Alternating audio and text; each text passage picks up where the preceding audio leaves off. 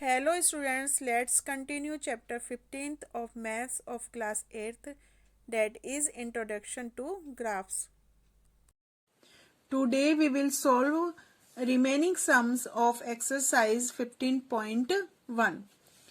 Fifth sum, use the tables below to draw linear graphs. Students, यहाँ पे दो table दिया हुआ है, इनको यूज करके हमें लीनियर ग्राफ ड्रॉ करना है. Part A, the number of days a hillside city received snow in different years.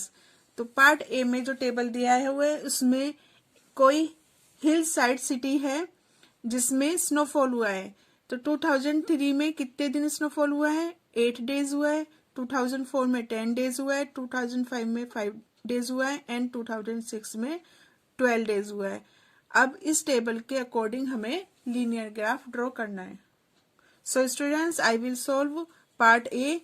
Part B you have to do by yourself. अब यहाँ पर इस ग्राफ में हमने x एक्सिस पर ईयर्स लिया है एंड y एक्सिस पर नंबर्स ऑफ डेज शो किए हैं. x एक्सिस पर ईयर्स क्यों लिया है? क्योंकि ये जो ईयर्स है ये चेंज नहीं होते हैं. 2003, 2004, 2005 एंड 2006 रहेगा और जो नंबर्स ऑफ डेज है वो चेंज होते रहते हैं. सो हमने यहाँ पे x एक्सिस पर ईयर्स एंड y एक्सिस पर नंबर ऑफ डेज शोज किया है एंड y एक्सिस पर हमने स्केल माना है 1 centimetre is equal to 2 days. Means जो ये एक बॉक्स है ये 1 सेंटीमीटर है, इसको हमने किसके इक्वल मान लिया है? 2 डेज के equal. So we will write 2, 4, 6, 8, 10, 12, 14. Clear students? So this is a y axis and this is x axis. और यहाँ पर हमने शो किया है 2003, 2004, 2005, 2006. अब देखो 2003 में कितनी डेज स्नोफॉल हुआ है? 8 डेज. तो हम अपने ग्राफ पर 8 डेज को प्लॉट करेंगे. ये 2003 एंड 2003 पर स्नोफॉल हुआ है 8 डेज. सो हम इसके सीधे सीधे पैरेलल चलेंगे एंड 8 नंबर ऑफ डेज 8 यहाँ पर हम इसको प्लॉट करेंगे.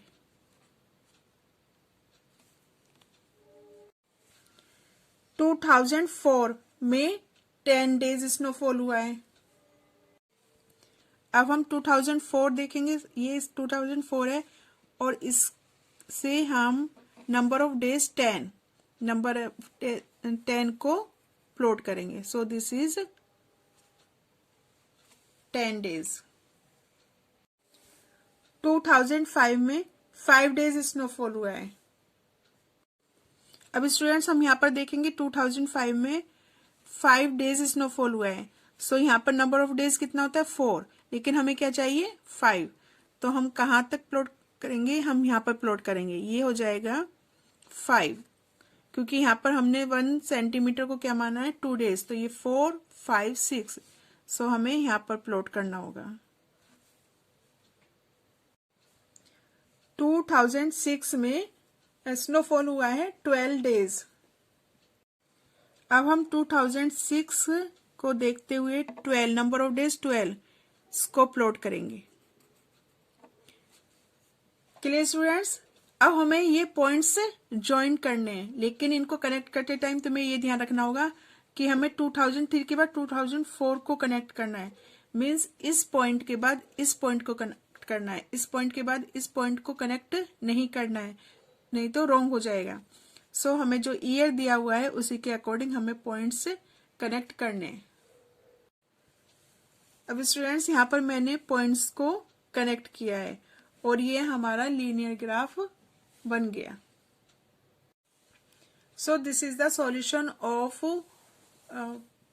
ए part of 5th some.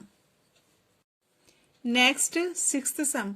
A courier person cycles from a town to a neighboring suburban area to deliver a parcel to a merchant. His distance from the town at different times is shown by the following graph. So students, इस सम में हमें ये graph दिया हुआ है जिसमें x axis means horizontal axis indicates करते हैं टाइम्स को, and Y axis means vertical axis shows करता है distance in kilometre. So first question is, what is the scale taken for the time axis?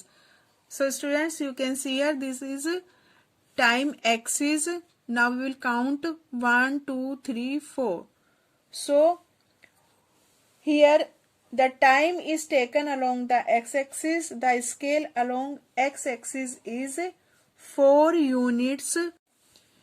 और यहाँ पर डिस्टेंस कितना है 1 आवर का, क्योंकि पहले टाइम कितना है 8 AM and next 9 AM. So यहाँ पर यूनिट क्या होगी 4 units is equal to 1 our.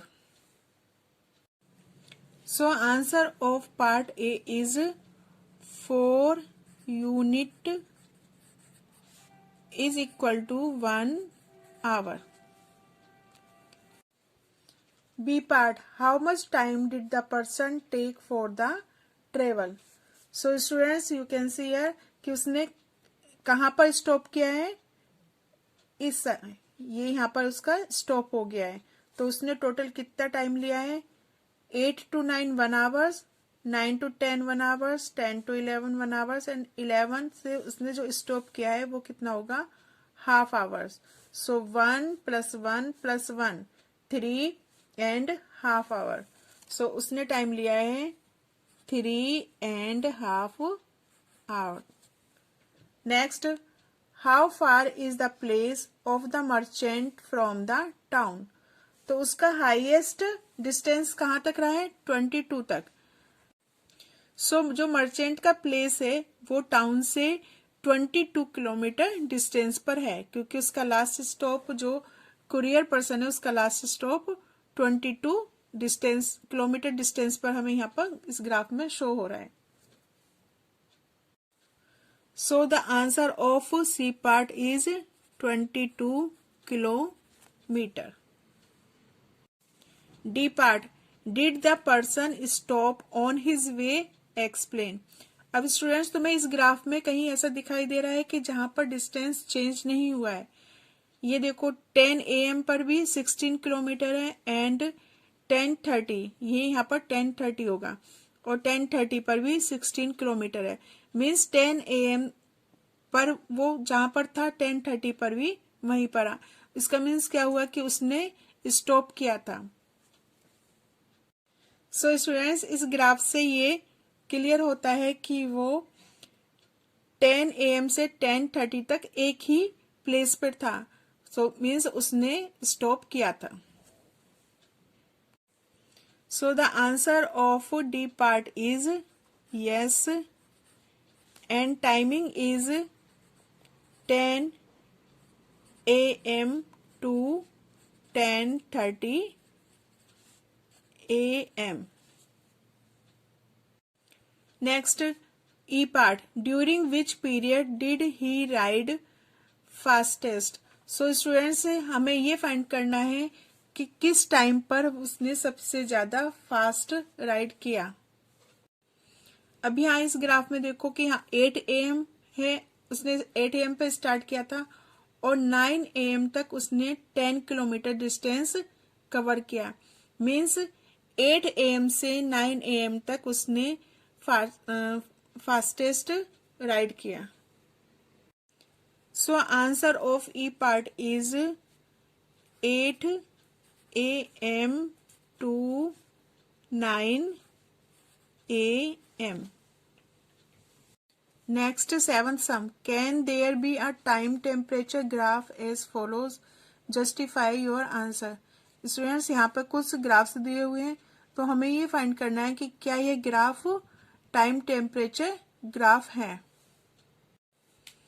Students, ये देखो फर्स्ट पार्ट, ये ग्राफ टाइम टेम्परेचर ग्राफ है क्योंकि it is showing the increase in temperature. यहाँ पर टेम्परेचर क्या हो रहा है इंक्रीज हो रहा है.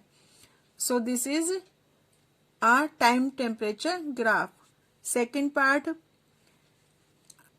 पार्ट में इस ग्राफ में टेम्परेचर डिक्रीज हो रहा है.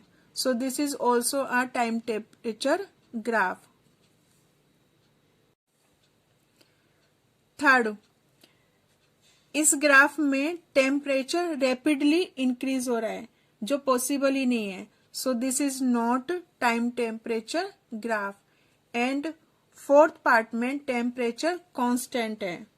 So this is also time temperature graph. So इन पार्ट्स में third part time temperature graph नहीं है. Now exercise 15.1 has completed. We will continue this chapter in next video. Thank you.